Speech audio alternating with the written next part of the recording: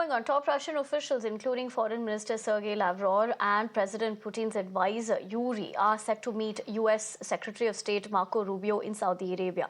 Now, the talks aim to address the Ukraine war, restore U.S. Russia relations, and lay the groundwork for a possible meeting between Putin and Trump. Notably, absent from the table are Ukraine and most of the European Union, prompting an emergency EU meeting in Paris. Now, European leaders feel blindsided as Trump's approach to the talks bypasses traditional allies. Now, his long-standing criticism of NATO and demands for increased European defense spending have, of course, already strained transactional ties. But let's listen in to what Zelenskyy had to say, and more importantly, a special report that we have for you as far as Ritangshu Bhattacharya, my colleague, has put that conversation into perspective as far as what we're looking at. Listen in. Україна не братиме, Україна про це нічого не знала, а Україна розцінює будь-які переговори про Україну без України, які не мають результату, і ми не можемо визнавати будь-які речі або будь-які домовленості про нас без нас, і ми не будемо такі домовленості визнавати.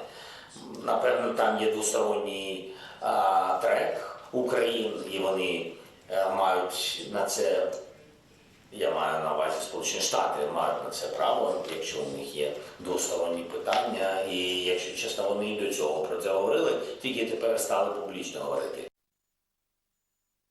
What indeed, if at all there is one, is the feasibility of any hypothetical peace treaty that can be achieved in Saudi Arabia as we speak if it doesn't have the European Union, even Ukraine, present at the talks table? I think that it's important to say that these are the preliminary peace talks, okay? So we are in the beginning stages of achieving peace, which is a shared goal of the United States and Russia and Ukraine at this point. Secondly, it's a bit pernicious to say that these peace talks should be held in France, as the French have not stepped up to the plate whatsoever. They have not paid on time their commitments. They've not honored their commitments in a financial response. So it's too early, in my opinion, to say that we need European troops there. So we need to really figure out what the solution is here. Secondly, Germany as well. Their talks at the table, they're sort of double dealing, in my opinion. They have continued to trade with Russia throughout the entire conflict.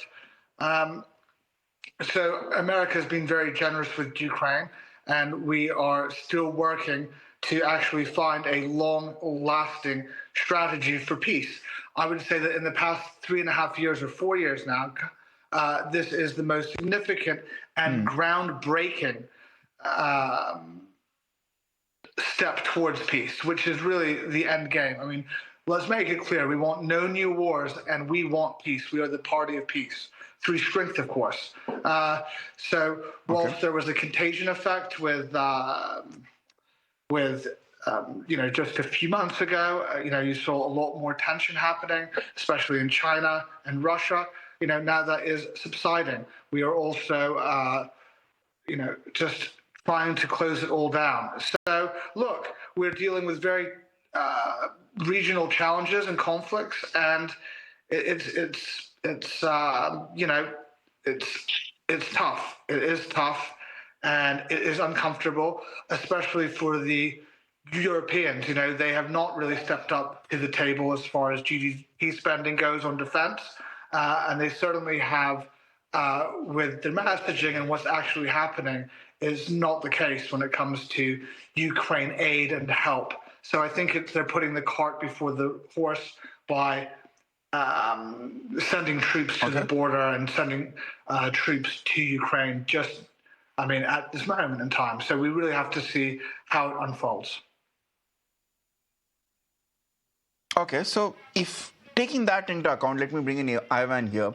Ivan, is Ukraine being unnecessarily pessimistic and, dare I say, even throwing a bit of a sulk in a bit of a peace talks which are scheduled in Saudi Arabia? Because after all, let's be honest, an end to this war is something that can only be good news for the people of Ukraine, right? Greetings to you, greetings to guests and all audience. Sometimes peace is not the best solution if it's not just peace. Because in Ukraine, first of all, people say that Okay. Russia started this war. According to September, damage that caused by Russia estimated at $1,164 billion. So we understand that enormous amount for 3 years, practically for 3 years of full-scale war Russia created to Ukraine. So, of course, for Ukraine, all those peace talks, it's first of all attempt to forget about crimes committed by Russia, forgot about damage committed by Russia, and of course, it's a loss of Ukrainian territory. It's something like Minsk in 2015, when Ukraine practically say, okay, we are losing Crimea, Peninsula Crimea, we are losing some part of Donbass. And now, what do we see in those talks when someone said that guys forgot about the other territories? So taking into account experience, it means that in several years, it will be third attack of Russia, and who knows, probably from the third attempt, Russia can succeed and destroy my native Kiev city where I'm living, destroying some other cities, and after Ukraine, it will be not dot. After Ukraine, it will be some other European countries, namely Baltic countries, probably Poland, because President Putin said that Warsaw was in Russian Empire many centuries ago, but he wants to return it. So quite possible it's not the end of the story. And for me, now was a conference in Munich. I calculated that in Munich happens a lot of bad things for whole world history. Second World War starts after Munich deal in 1938. Then President Putin in 2007 made his famous speech, which means start of conflict is best. Now this Munich conference is another chapter in this, as for me said, Munich story. Thank you.